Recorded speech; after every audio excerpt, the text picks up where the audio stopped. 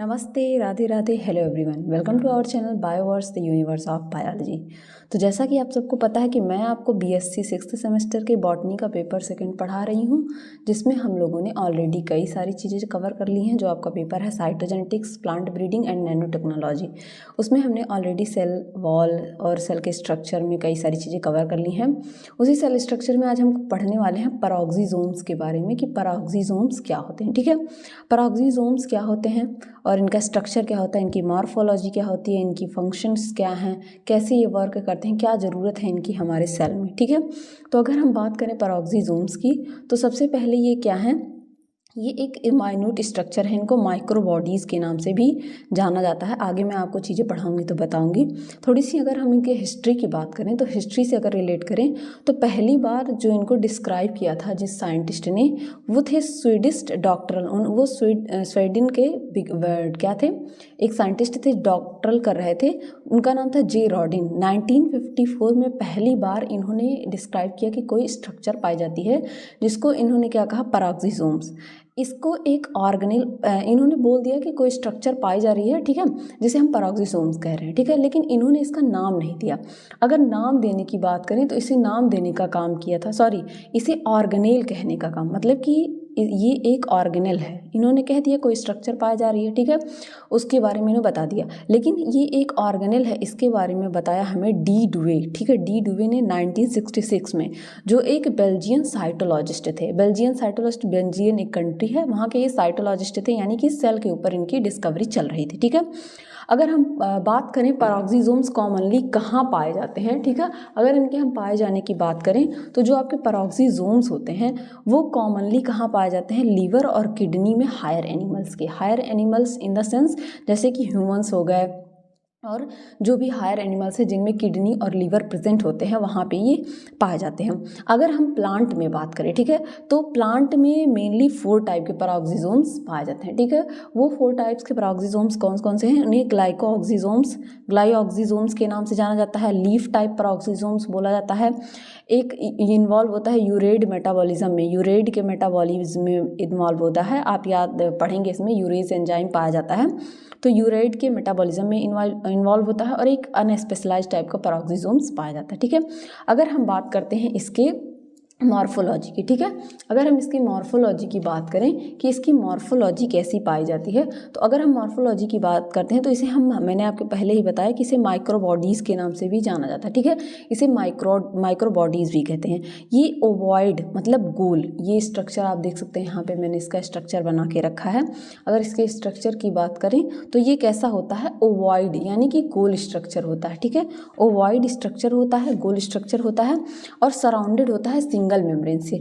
आपने माइटोकॉन्ड्रिया पढ़ा है, ठीक है, माइटोकॉन्ड्रिया कैसा स्ट्रक्चर होता है, डबल मेम्ब्रेन। आप प्लास्टिड पढ़ेंगे, कैसा स्ट्रक्चर होता है, डबल मेम्ब्रेन, यानी कि 2 लेयर पाई जाएगी उस मेम्ब्रेन के ऊपर। आप इसे देख के मत समझिएगा 2 लेयर है, ये लिपिड की बाई लेयर है जो पैराक्सिसोम के स्ट्रक्चर में पाई जाती है। ठीक है, मेनली ये यूकैरियोटिक सेल में पाए जाते हैं। अब प्रोकैरियोट और यूकैरियोट के बीच में मैंने डिफरेंस आपको शुरू में ही बता दिया था, मैंने बार बार बोला था कि ये हर जगह आएगा। प्रोकैरियोट मतलब जहाँ पे न्यूक्लियस क्या होता है, एडवांस टाइप का नहीं होता, न्यूक्लियोलस, हिस्टोन, प्रोटीन, ये सारे स्ट्रक्चर क्या होते हैं, एब्सेंट होते हैं। और यूकैरियोटिक क्या होते हैं, इनको न्यूक्लियस के बेसिस पे डिवाइड किया गया है। यूकैरियोटिक क्या होते हैं, जिनमें एडवांस न्यूक्लियस पाया जाता है। पैराक्सिसोम को यूरिकोसोम के नाम से भी जाना था। अगर पैराक्सिसोम्स नाम ना देके आपके एग्जाम में यूरिकोसोम दे दे तो भी आपको पता होना चाहिए कि इसका नाम पैराक्सिसोम्स ही है, इसे पैराक्सिसोम्स ही कहते हैं।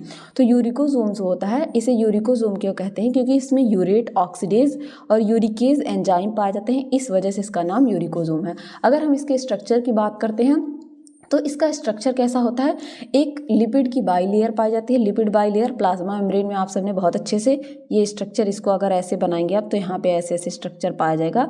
ये हेड हो गया, लिपिड बाई लेयर का हेड हो गया, और यहाँ पे ये क्या हो जाएगा आपका, 2 टेल्स आपके दोनों तरफ पाई जाएंगी। ये स्ट्रक्चर चाहें तो आप ऐड कर सकते हैं लिपिड बाई लेयर बना के। ठीक है, तो लिपिड की बाई लेयर पाई जाती है, जिसे कि हम प्लाज्मा मेम्ब्रेन में भी देखते हैं, और बीच में एक क्रिस्टलाइन कोर पाया जाता है। और इसी क्रिस्टलाइन कोर में क्या होते हैं, आपके एंजाइम्स, इसमें कई सारे एंजाइम्स पाए जाते हैं।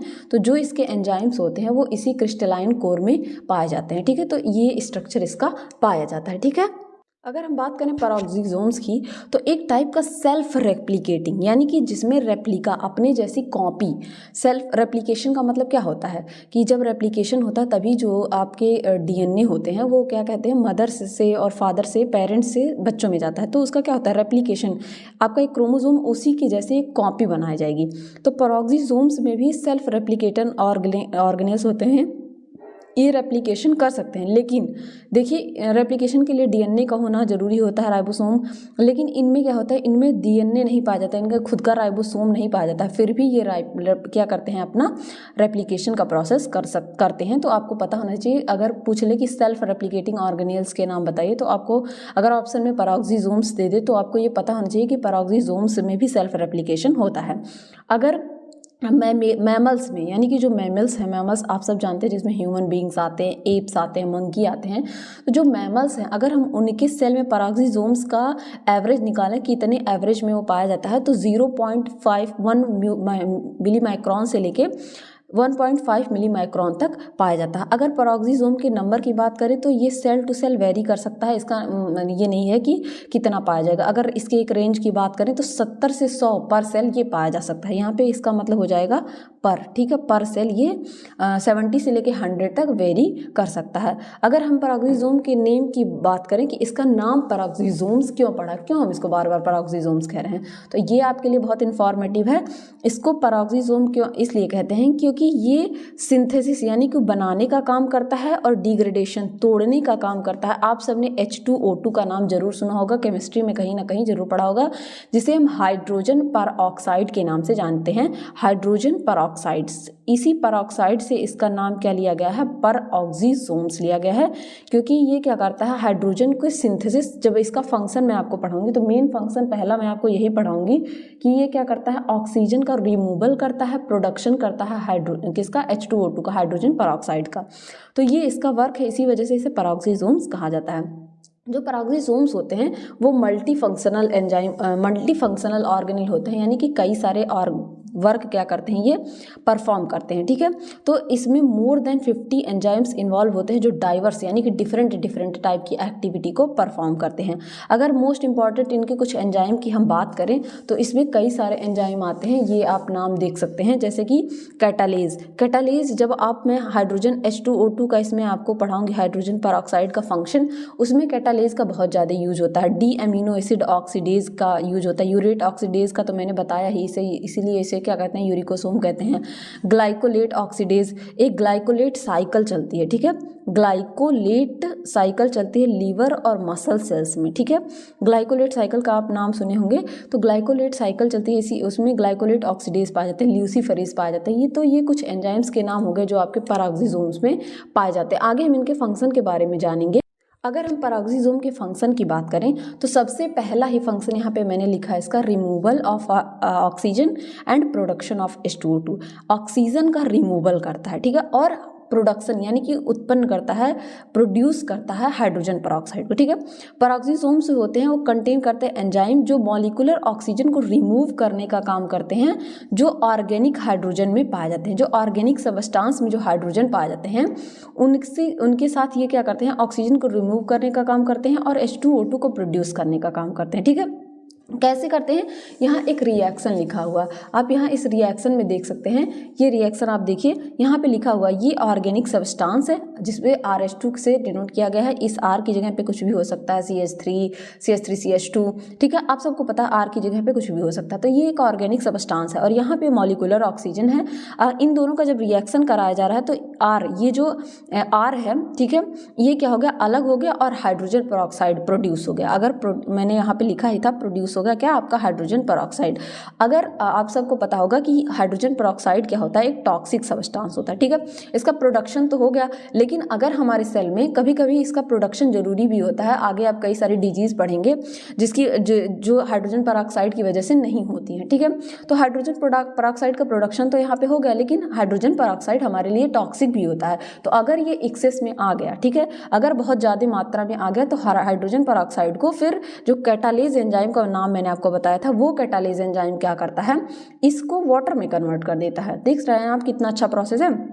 इस हाइड्रोजन पेरोक्साइड से फिर एक ऑर्गेनिक सब्सटेंस यहाँ R- लगाया गया है कि मतलब यहाँ दूसरा, ये अलग था और ये दूसरा लिया गया, ठीक है।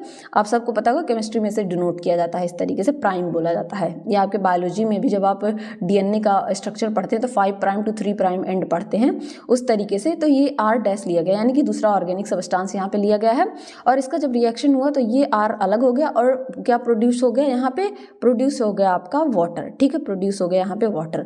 और अगर यही एक्सेस कभी कभी 2H2O अगर एक्सेस में होगा तो वो डायरेक्ट वाटर में कन्वर्ट हो जाता है।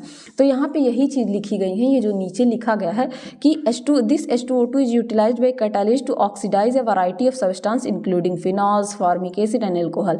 इस H2O2 का यूज़ क्या करने के लिए कहा जाता है, वैरायटी ऑफ सब्सटेंस जो होते हैं जैसे फिनॉल हो गया, फॉर्मिक एसिड हो गया, एल्कोहल हो गया, इनको ऑक्सीडाइज करने के लिए। कैटालिज जो होता है उसका एक और काम होता है कि अगर एक्सेस मतलब बहुत ज़्यादा मात्रा में H2O2 आ गया तो उसे भी वाटर में कन्वर्ट कर देता है। अगर हम इसके दूसरे फंक्शन की बात करते हैं तो अगर हम इसका दूसरा फंक्शन देखें तो इसका दूसरा फंक्शन क्या होता है, फैटी एसिड्स का ब्रेक डाउन करना। फैटी एसिड्स आप सबको पता होगा कि फैटी एसिड्स जो होते हैं वो लॉन्ग चेन से मिलकर बने होते हैं, ठीक है, लॉन्ग चेन, कार्बन के लॉन्ग चेन पाए जाते हैं। तो इनमें एक प्रोसेस होता है जिसे हम बीटा ऑक्सीडेशन कहते हैं, ठीक है। ये जो बीटा ऑक्सीडेशन होता है ये पेरोक्सीसोम्स में होता है, ठीक है। ये क्या होता है, ब्रेक डाउन करता है फैटी एसिड का, मतलब जो फैटी एसिड होते हैं लॉन्ग चेन होती है उनका टूटा जाता है, वो टूटते हैं, ठीक है। इसमें क्या होता है, जब ये ब्रेक डाउन होता है इनका तो एक एंजाइम प्रोड्यूस होता है जिसे हम एसिटाइल को एंजाइम ए कहते हैं। एसिटाइल को एंजाइम ए का नाम आपने बहुत बार सुना होगा जब आपने क्या सिट्रिक एसिड साइकिल या जिसे TCA साइकिल कहते हैं, ट्राई कार्बोक्सिलिक एसिड साइकिल, उसमें पढ़ा होगा, ठीक है। उसमें इसका बहुत ज़्यादा यूज होता है एसिटाइल को एंजाइम ए का। इसका ये प्रोसेस क्या होता है, इस प्रोसेस के through acetyl co enzyme A produce होता है जो कि एक्सपोर्ट कर दिया जाता है। अब ये प्रोड्यूस कहाँ हुआ, आपके पेरोक्सीसोम्स में। पेरोक्सीसोम्स कहाँ पाए जाते हैं, सेल में। ये आपका जैसे मान लीजिए, ठीक है, यहाँ पे ये एक सेल हो गया, ठीक है, इस सेल में ये आपके पेरोक्सीसोम्स पाए जा रहे हैं, ठीक है, पेरोक्सीसोम्स। अब यहाँ पे क्या हुआ, आपका एसिटाइल कोएंजाइम ए बना। अब ये एसिटाइल कोएंजाइम क्या होगा, यहाँ से पेरोक्सीसोम से यहाँ पे आपको पता है कि साइटोसॉल पाया जाता है, मैंने डिवाइडेशन जब पढ़ाया था वहाँ बहुत अच्छे से बताया था। अब इस साइटोसॉल में आपका क्या आ जाएगा, एसिटाइल कोएंजाइम ए, ठीक है। और यहाँ पे क्या होता है, आप सबको पता है कई सारे बायोसिंथेटिक पाथवे चलते हैं। बायोसिंथेसिस का मतलब होता है किसी भी चीज़ का बनना। तो जब आगे आप फैटी एसिड मेटाबॉलिज्म वगैरह पढ़ेंगे या आपने इसके पहले की जो आपने फिजियोलॉजी पढ़ा और बायोकेमिस्ट्री में, सेकेंड सेमेस्टर में आपके जूलॉजी में, वहाँ पे आपने बायोसिंथेसिस फैटी एसिड का, पाल्मिटिक एसिड का पढ़ा था, ठीक है। तो उनका क्या होता है, इसके थ्रू क्या होता है, फिर सिंथेसिस होता है। तो ये एक फंक्शन था दो आपका फैटी एसिड का। आगे हम और भी फंक्शन जाने, जैसे कि इसका एक और फंक्शन है कि इसका इन्वॉल्वमेंट होता फोटो रेस्पिरेशन में। आप सबने रेस्पिरेशन के बारे में तो सुना होगा, ठीक है। रेस्पिरेशन में क्या होता है, ऑक्सीजन का क्या होता है, CO2 का यूज़ करता है प्लांट, ठीक है। प्लांट के रेस्पिरेशन की यहाँ बात हो जा रही है, ठीक है। फोटो रेस्पिरेशन से आप समझ गए होंगे, हम लोग तो फोटोन ले नहीं सकते, हम लोग सनलाइट ले नहीं सकते हैं। यहाँ पे किसकी बात हो रही है, प्लांट की, ठीक है। तो प्लांट में क्या होता है, प्लांट कार्बन डाइऑक्साइड लेता है और ऑक्सीजन को प्रोड्यूस करता है, ठीक है। लेकिन यहाँ पे क्या होता है कि पेरोक्सीसोम्स में उल्टा प्रोसेस चलता है। एक साइकिल चलती है आपके सेल में, प्लांट्स में C2 साइकिल के नाम से जाना जाता है, जिसे C2 साइकिल के बारे में आप डिटेल में पढ़ेंगे जब आप प्लांट्स में पढ़ेंगे। C2 साइकिल में क्या होता है, यहाँ पे उल्टा काम होता है, यहाँ पे ऑक्सीजन का यूज़ होता है, ठीक है। अभी तक आपने कहीं नहीं सुना होगा कि प्लांट ऑक्सीजन का यूज़ करते हैं, हमेशा यही सुना होगा कि प्लांट क्या करते हैं, ऑक्सीजन को प्रोड्यूस करते हैं। नहीं, यहाँ पे उल्टा होता है, यहाँ पे ऑक्सीजन प्रोड्यूस होता है और CO2 प्रोड्यूस होता है। तो ये प्रोसेस आपके कहाँ चलती है, पेरोक्सीसोम्स में चलती है। अब पेरोक्सीसोम्स की वजह से कुछ डिजीज़ भी होते हैं, जिसमें अगर पेरोक्सीसोम्स क्या हो जाए, आपका डिसफंक्शनल हो जाए, यानी कि अच्छी तरीके से वर्क ना करे, तो उसकी वजह से कुछ डिजीज़ भी हो जाते हैं। उन डिजीज़ के बारे में हम जानेंगे, जिसमें से पहला डिजीज़ है जेलवेगर डिजीज़। जेलवेगर सिंड्रोम के नाम से इसे हम जानते हैं। ये एक टाइप का ऑटोसोमल रिसेसिव डिजीज़ है। आप सबने ऑटोसोम्स और क्या ऑटोसोम के बारे में, recessive dominant, autosomal dominant disease और ऑटोसोमल रिसेसिव डिजीज़, इसके बारे में आप थोड़ा डिटेल में पढ़ेंगे जब जेनेटिक्स पढ़ेंगे, और इसके पहले के क्लासेस में आपने इसको देखा भी होगा। तो जो पेरोक्सीसोम्स होता है उसमें एक डिजीज़ होती है जिसे हम कहते हैं जेगलर सिंड्रोम, जो किसकी वजह से होता है, पेरोक्सीसोम्स में डेफिशिएंसी की वजह से होता है। यहाँ पे क्या होता है, ये पहली बात तो ये जान लीजिए, ये एक टाइप का ऑटोसोमल रिसेसिव डिजीज़ है, ठीक है। कैसा डिजीज़ है, ऑटोसोमल रिसेसिव डिजीज़ है। अगर बात की जाए तो यहाँ पे एक जीन पाया जाता है जिसे PEX जीन के नाम से हम जाने जाते हैं। वो क्या होता है, वो आपके उसमें सेल में एक्सप्रेस ही नहीं होता, मतलब प्रेजेंट ही नहीं होता, जिसकी वजह से पेरोक्सिसोम्स ही नहीं बनता, ठीक है। अब पेरोक्सिसोम्स नहीं बनेगा तो जिसका मतलब आप सबको मैंने फंक्शन में बताया कि पेरोक्सिसोम क्या करते हैं, फैटी एसिड चेन का क्या करते हैं, डिग्रेडेशन करते हैं, उनको तोड़ने का काम करते हैं। अगर लॉन्ग फैटी एसिड चेन हो गया तो उसे तोड़ने का काम करते हैं।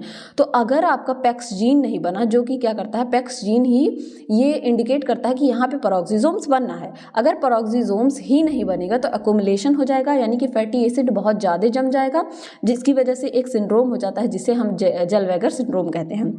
दूसरा डिजीज आपका है जिसे हम एरेनोल्यूकोडिस्ट्रॉफी जीन कहते हैं। अब इसके पहले आपने एक डिजीज का नाम होगा मस्कुलर डिस्ट्रॉफी। डिस्ट्रॉफी में क्या होता है, यहाँ पे भी क्या होता है, ये एक टाइप का एक्स लिंक्ड रिसेसिव डिजीज है। ऑटोसोमल और एक्स लिंक्ड, आप सबको पता होगा कि ऑटोसोमल जो होते हैं, ऑटोसोम्स जो होते हैं उसमें आपके 21 पेयर्स जो क्रोमोसोम होता है आपका, आप सबको पता होगा 23 पेयर्स पाया जाता है, जिसमें 21 पेयर क्या होते हैं, ऑटोसोम क्रोमोसोम होते हैं, और एक पेयर जो एक्स वाई पाया जाता है वो कैसा होता है, एक्स लिंक्ड सेक्स क्रोमोसोम होता है, जिसमें एक्स आपका फीमेल को डिनोट करता है, अगर एक्स एक्स है, एक्स वाई है तो वो मेल को डिनोट करता है। तो यहाँ पे थोड़ी सी मैंने एडिशनल इन्फॉर्मेशन आपको दी थी। तो एरेनोल्यूकोडिस्ट्रॉफी जो होती है ये एक टाइप की एक्स लिंक्ड रिसेसिव डिजीज है, और ये इसमें क्या होता है, इसमें भी सेम प्रोसेस होता है कि इसमें भी जो आपका very long fatty acid chain होते हैं वो टूट नहीं पाते हैं, जिसकी वजह से यहाँ पे भी फैटी एसिड का एक्युमुलेशन हो जाता है, जिसकी वजह से ये डिजीज होता है। और जनरली ये जो डिजीज हैं ये ह्यूमंस में होते हैं, प्लांट्स में उतना ज़्यादा इसके डिजीज नहीं देखे जाते हैं। तो आशा करती हूँ कि पेरोक्सिसोम्स आपको बहुत अच्छे से समझ में आ गया होगा कि क्या क्या चीज़ें इसमें होती हैं। आगे के लेक्चर्स में हम और सारी चीज़ों के बारे में जानेंगे, तब तक के लिए पढ़ते रहिए, बढ़ते रहिए। Thank you everyone.